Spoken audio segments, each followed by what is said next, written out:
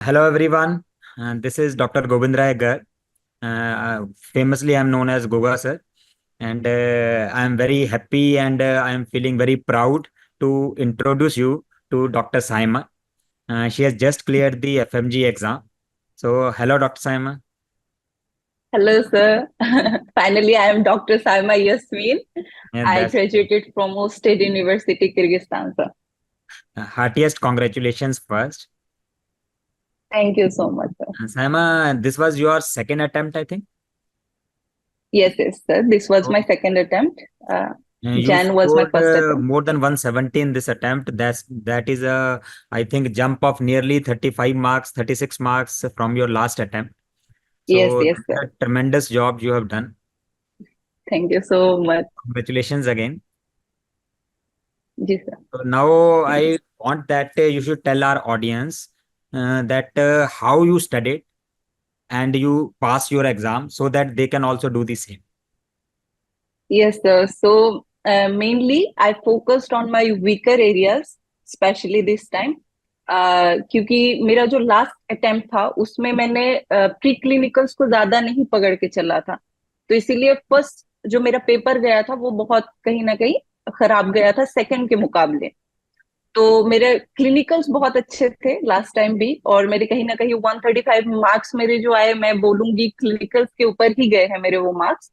बाकी सर इसमें ये चेंज किया इस अटेम्प्ट में कि मैंने प्री क्लिनिकल्स को पहले शुरू किया कि ABCD करूंगी, फिर जाके XYZ पे पकड़ूंगी मैं।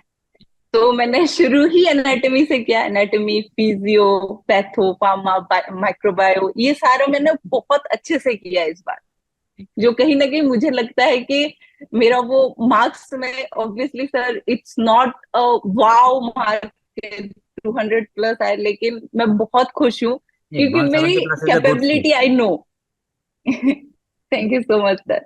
लेकिन वो चीज मेरे दिल में हमेशा रहेगी कि ये मार्क मेरे लिए बहुत लकी था सर। बहुत अच्छा लगा ये मार्क देख के मुझे। So, जी what is your source of preparation?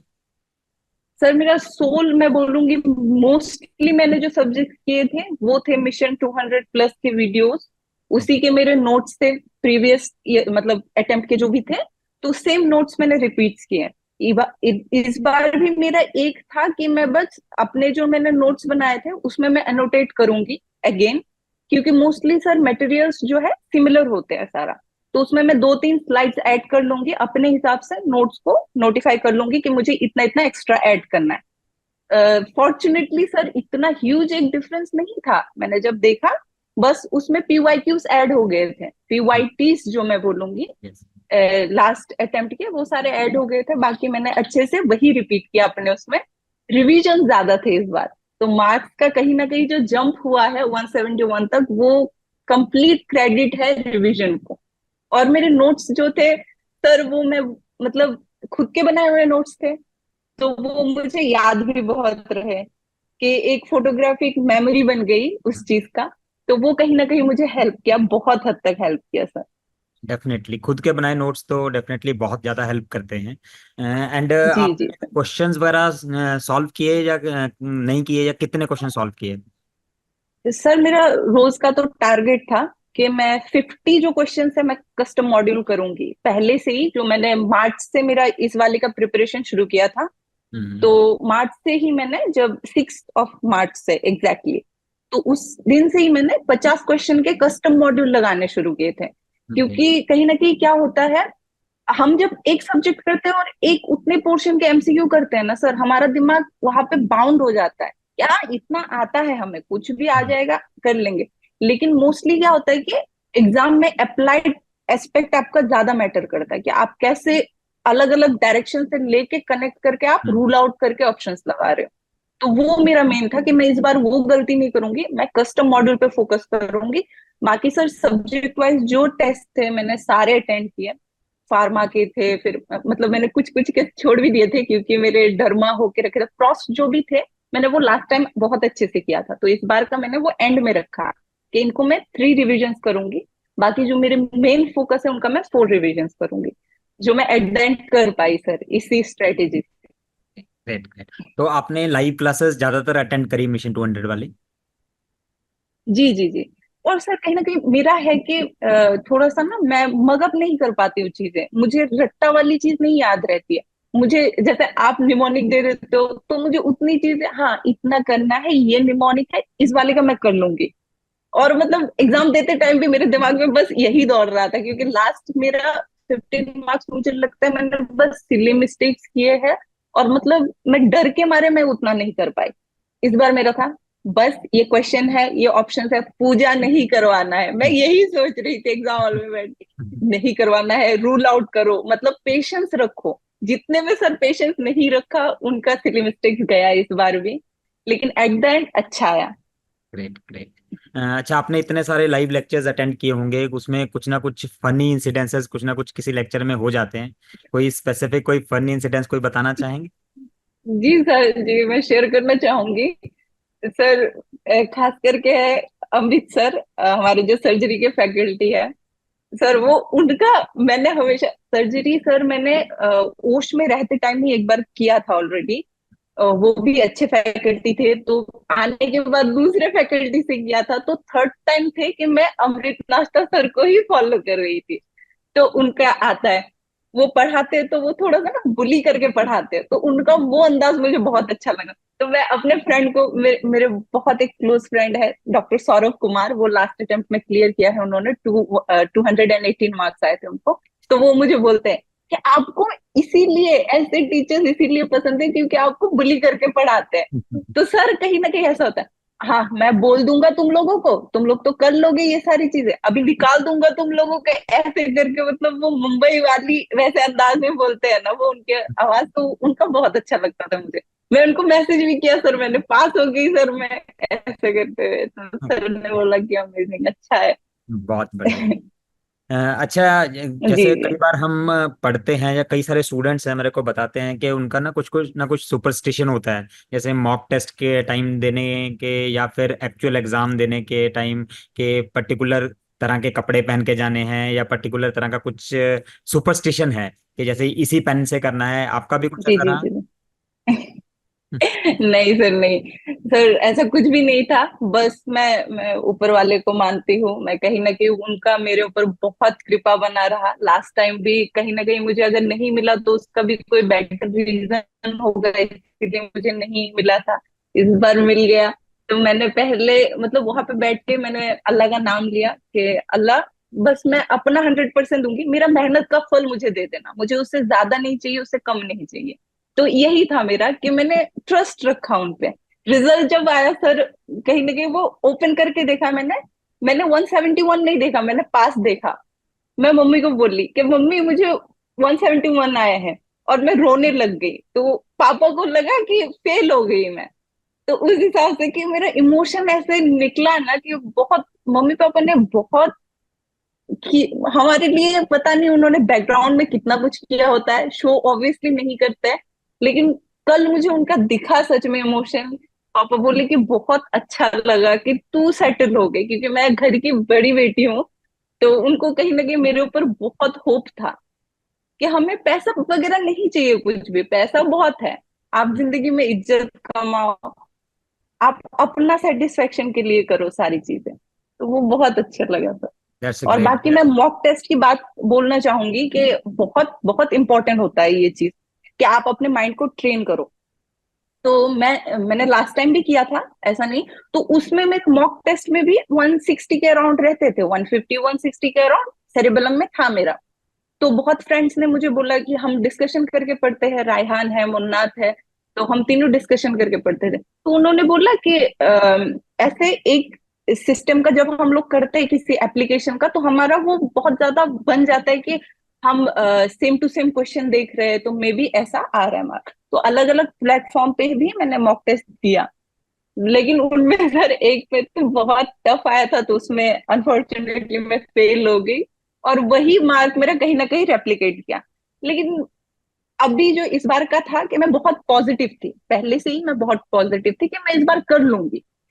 तो मैं पहला मैंने मॉक दिया, उसमें 165 आए। दूसरा मैंने मॉक दिया सेरेबेलम में, 166 आए। बीच में मैंने कुछ नहीं पढ़ा था सर। तो मेरे दिमाग में इतना बैठ गया था कि नहीं, मैं पास तो हो जाऊंगी मैं, अब मुझे थोड़ा अच्छा स्कोर लाना है।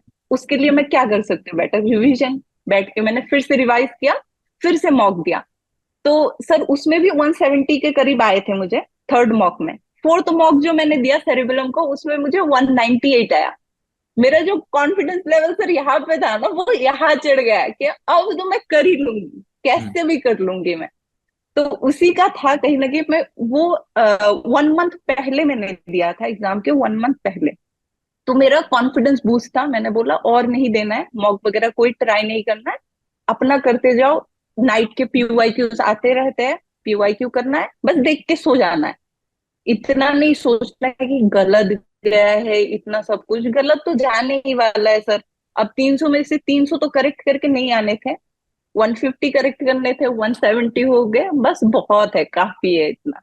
That's great. अच्छा, जी सर। सेरेबेलम के जो मॉक टेस्ट थे या ग्रैंड टेस्ट थे, how close were they to the actual exam? उससे बहुत ज्यादा डिफिकल्ट थे, बहुत ज्यादा इजी थे, या सिमिलर सा स्टैंडर्ड था? सर मतलब जो फर्स्ट पेपर आया था वो हम्म। सिमिलर काइंड ऑफ थे। कभी कभार मतलब सेरिबेलम के ही डिफिकल्ट थे मैं बोलूंगी, हम्म। फर्स्ट पेपर के कंपेयर में, क्योंकि इस बार फर्स्ट पेपर अच्छा आया था, नॉर्मल आया था एकदम। हम्म। ठीक है, इजी टू मॉडरेट लेवल पे। लेकिन जो सेकंड पेपर आया था तो वो मॉडरेट से थोड़ा सा हायर लेवल पे चला जाता है, क्योंकि इतना डीपली सर कहीं ना कहीं एफएमजी के लेवल में नहीं पढ़ाते हैं।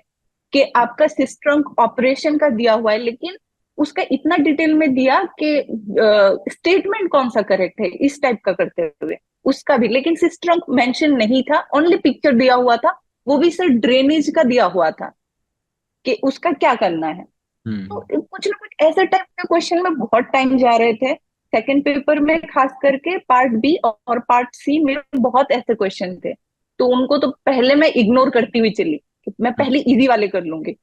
तो सर कई 10 क्वेश्चन भी जब मैंने स्किप किया ना सर, कोई इजी दिख ही नहीं रहा था। फिर मैंने कहा चलो थोड़ा काम डाउन करते हैं, रूल आउट करते हैं। फिर रूल आउट वाला फिर शुरू हुआ। जैनब मैम कहीं ना कहीं बार बार बोली थी कि रूल आउट करना है, ए नहीं है, बी नहीं है, सी है कि नहीं, डी नहीं है, तो सी हो सकता है, उसमें पुट करो। तो ये वाला किया मैंने इस बार, तो इससे कहीं ना कहीं आया। That's great, that's great. तो सब तरह की टेक्निक्स लगानी पड़ती हैं एग्जाम में जी कि जी जी obviously सर। कुछ क्वेश्चन इजी होते हैं, कई बार कुछ डिफिकल्ट भी होते हैं, and many questions we can solve just by ruling out the options, as yes obviously. Always keep on saying to the students. तो अच्छा, आप ये फाइनली बताइए कि जैसे इस बार पेपर थोड़ा सा डिफरेंट पैटर्न में था, we have different sessions of 50 questions, जी जी। तो इसकी आपने कहीं से प्रैक्टिस करी थी या डायरेक्टली सीधा एग्जाम में चले गए थे आप? नहीं सर, मैं प्रैक्टिस करके गई थी, क्योंकि मुझे पता था कि 150 क्वेश्चन 150 मिनट में सॉल्व करना डिफिकल्ट नहीं होता है। हम्म। 20-30 मिनट बचते हैं नॉर्मल स्टूडेंट के, मैं मेरे तो बचते थे। तो मैं हम्म। वो सोचती हूँ कि बच जाते हैं, 10 मिनट तो एटलीस्ट बचते थे उसमें। लेकिन हम्म। 50, जब 50 क्वेश्चन रहते हैं, डिफरेंट काइंड ऑफ क्वेश्चन रहते हैं, हम्म। और उसमें हम जब स्किप करके जाते हैं ना सर, टाइमर भी सामने दिमाग के सामने चलता रहता है कि यार 1 मिनट चला गया, आगे हम्म। क्या करना है, वैसा टाइप का। तो इसीलिए मैं पहले ही प्रैक्टिस करके गई थी। जो मेरे कस्टम मॉड्यूल थे 50 मिनट्स वाले सर, वो मैंने 30 मिनट्स के कर लिए थे। तो मुझे 30 मिनट में 50 क्वेश्चन करने हैं, इस हम्म। टाइप का।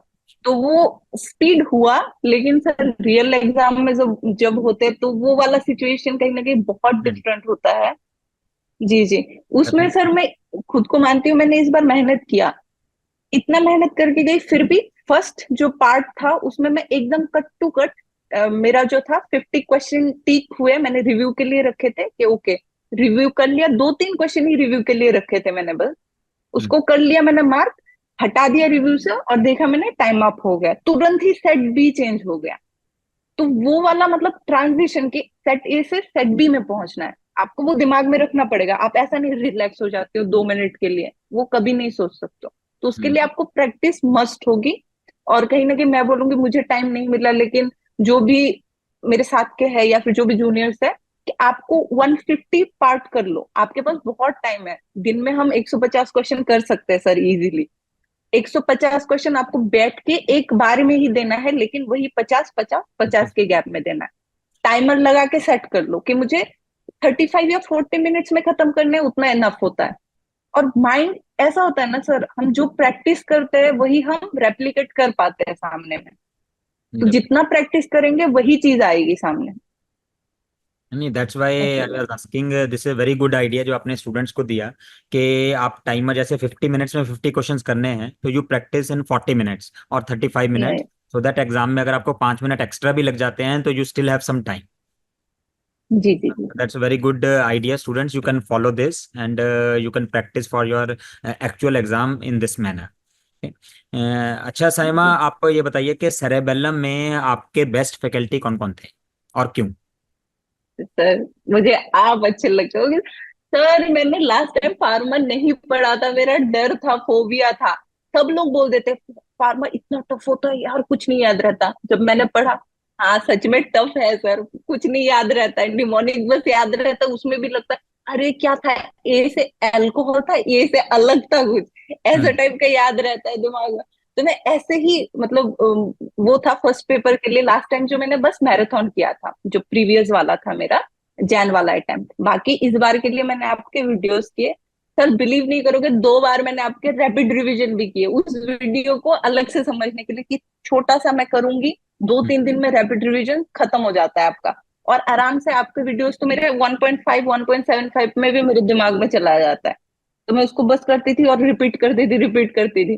तो ऐसा मतलब मुझे जब कॉल आता था मेरे फ्रेंड का, सौरभ का, तो वो मुझे बोलता था हाँ आज आपने क्या पढ़ा, ये वाला पढ़ा है, हाँ ये बताओ, क्योंकि उसको आपकी सारी निमोनिक्स आती है जितने भी। तो मुझे बोला इसका कैसा था बताओ, जीपीआरएस सेल फोन। अच्छा जीपीआरएस सेल फोन याद तो है, लेकिन जीपीआरएस सेल फोन का वो बताओ ना, ड्रग्स क्या क्या है, वही नहीं बता पाओगे तो क्या ही होगा। इंड्यूसर है, इनहिबिटर है, वो नहीं दिमाग में आता था सर, बस निमोनिक आती थी दिमाग में। तो Definitely. धीरे धीरे वो 3 4 बार करना पड़ा, तब जाके दिमाग में बैठा। और मार्क्स आए मुझे फार्मा के। मैं तो शॉक थी कि मैंने करेक्ट कर लिए इतना। बहुत सारी गलती भी की है, लेकिन चलता है सर इतना तो। बाकी मेरे फेवरेट अमृत नाश्ता सर भी है, जानवी मैम भी है सर। कहीं ना कहीं फेवरेट, मैं जिस सेंस में मैं बोल रही हूँ उनके पढ़ाने के ऑब्वियसली अंदाज में नहीं बोल रही हूँ, लेकिन उनके उसमें ना एंटरटेनमेंट बहुत मिलता था वो वाला क्लासेस में। तो हम्म. मेरे लिए वो चीज जरूरी थी। जैसे आपके क्लासेस में, आप तो निमोनिक बोलता, आपकी क्लासेस में 80% स्टूडेंट्स तो एंजॉय ही करते हैं।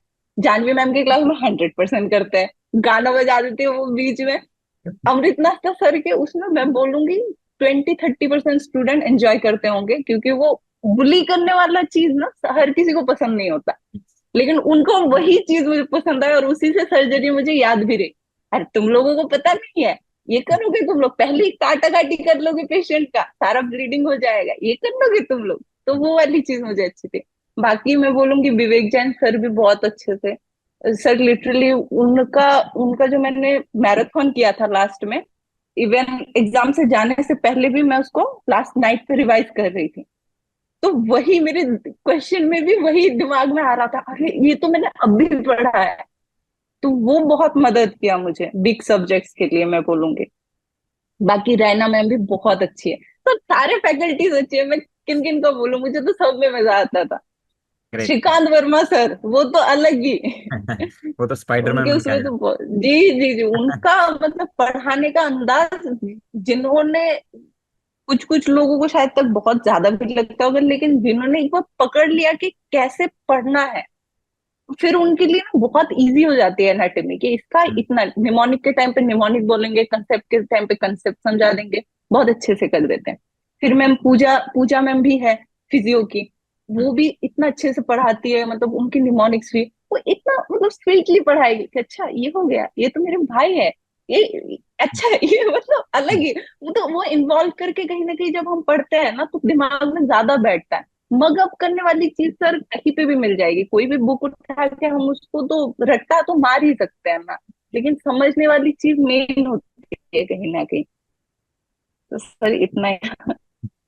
बहुत बढ़िया. चलो फाइनली अब जो स्टूडेंट दिसंबर के लिए प्रिपेयर कर रहे हैं, आप उनके लिए जी क्या एडवाइस दोगे? What are the dos and what are the don'ts for December exam? जी सर, मैं फर्स्ट ऑफ ऑल मैं बोलना चाहूंगी सोर्स चेंज मत करना प्लीज। क्योंकि आपने अभी तक जो भी सोर्स किया है, खास करके जो लोग ना 140 के करीब है, मैं बोलूंगी उनका कंसेप्ट कहीं ना कहीं क्लियर है, कुछ जगह में कुछ में लैक कर रहा है।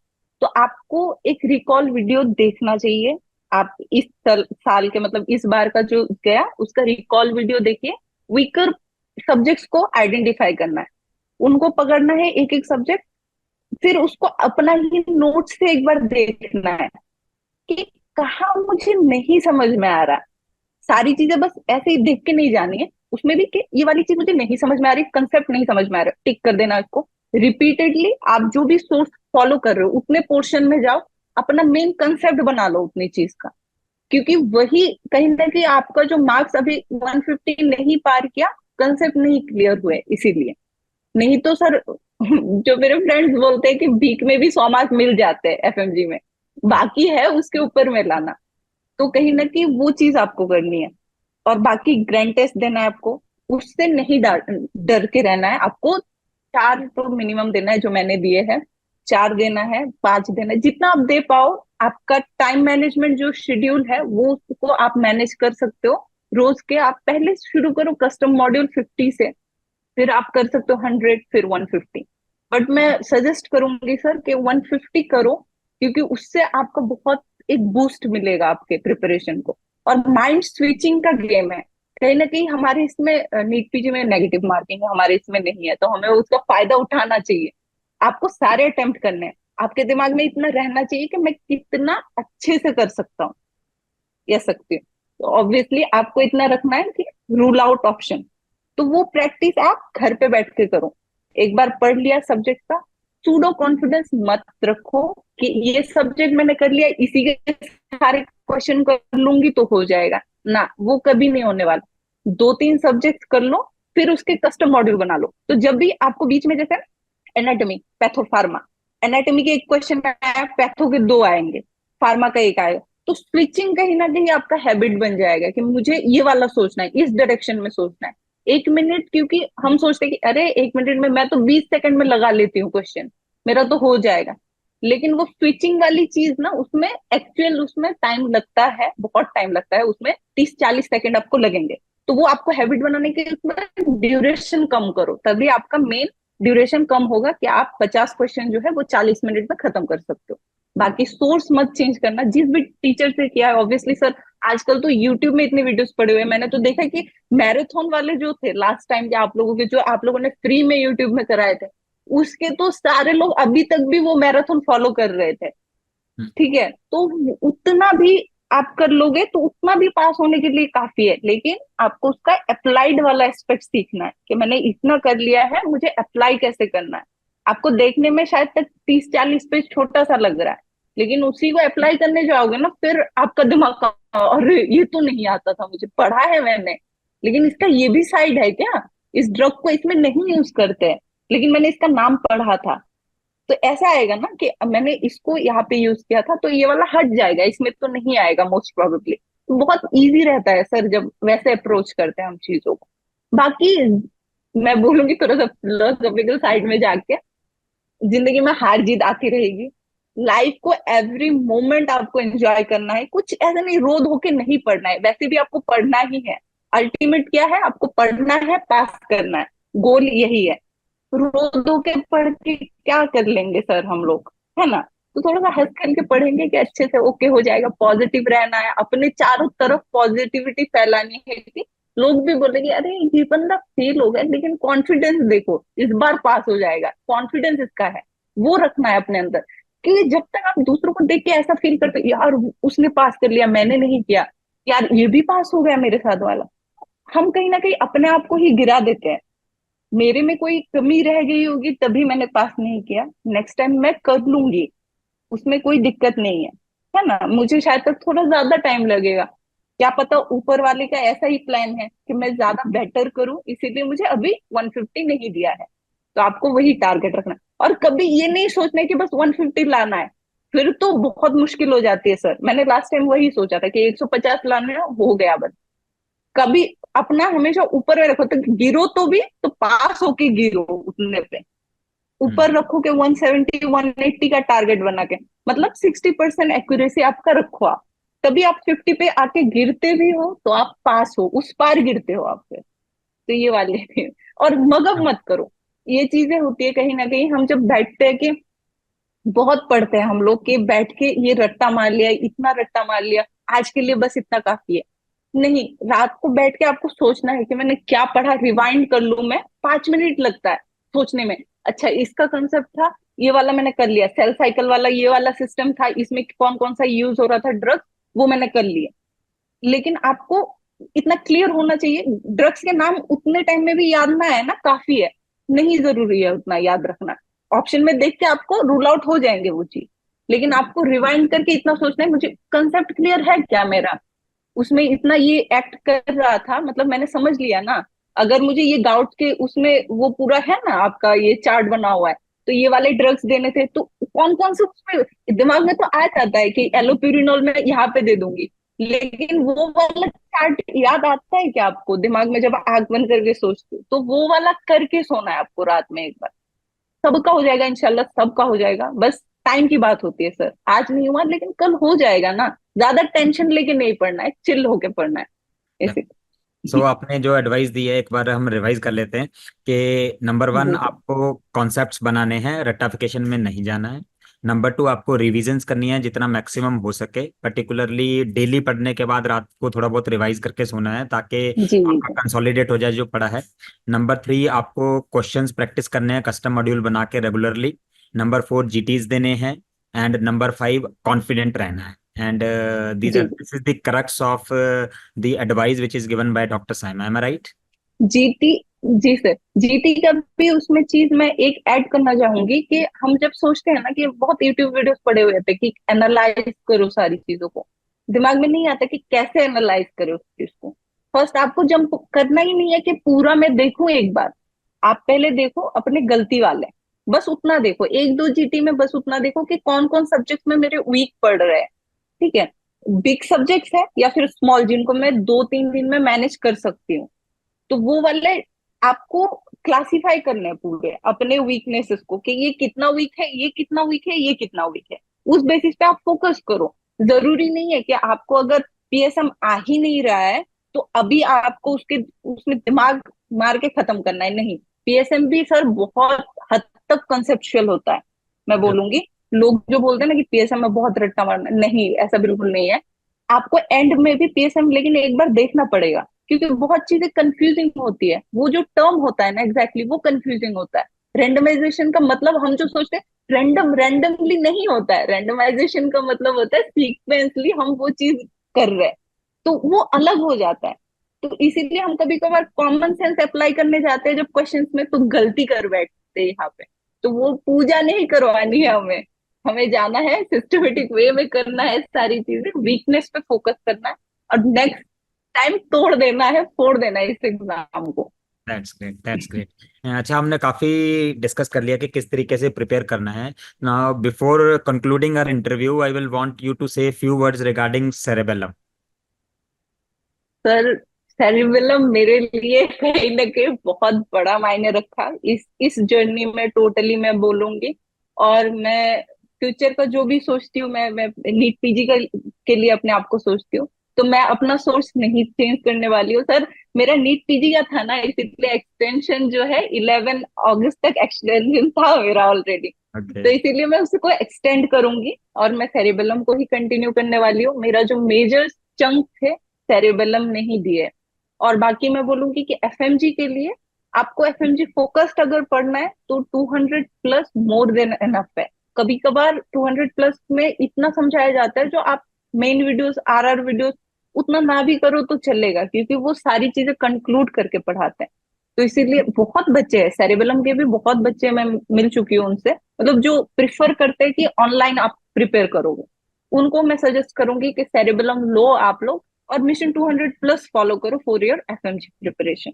बाकी तो मैं ऑफिशियल ग्रुप में देखती हूँ कि आप लोगों को मतलब पीजी वाले भी जो स्टूडेंट्स है वो भी कितना उनके डाउट्स रहते हैं, उनके कितने मतलब वो रहते हैं, तो क्वेरी देख देख के समझ में आती है कि अच्छा ये सर ने भी मतलब कंसेप्ट हमारा यही वाला है, हमें यही वाला रूट पकड़ना है, ये वाला थोड़ा सा ऊपर लेवल का आ गया, तो हमें ये पढ़ लेंगे तो ये चीज भी आ जाएगी। ज्यादा नहीं पढ़ना है, थोड़ा सा ज्यादा मेहनत करने पड़ेगा ऊपर के लेवल के लिए हार्डली फिलहाल, 10। लेकिन आप इतना कर लोगे, हाँ, हार्ड इतना कर लोगे फिलहाल के लिए, तो एफएमजी का पूरा निकल जाएगा। ये तो मैं, मेरे बहुत फ्रेंड्स क्लियर हुए हैं सर, एफएमजी का हमारा एक ग्रुप है 700-800 स्टूडेंट का, मिस्टर खालिद ने वो किया था उन्होंने। तो उनका ग्रुप में हम लोग हैं अनऑफिशियल करके। तो 700 स्टूडेंट्स में से मैक्सिमम लोग पास है वहां पे। कुछ That's कुछ great. रह गए, लेकिन उनका भी सर रेंज ऐसा रह गया ना, 130 140 के अराउंड उनका रह गया है। So तो इसीलिए definitely they will pass the next time. Proper तैयारी करेंगे. Obviously sir. So we hope that everyone clears the exam. जी, So Dr. Saima, it was lovely interacting with you. So thank you so thank you much very much sir. for guiding the students how to follow and clear their exam.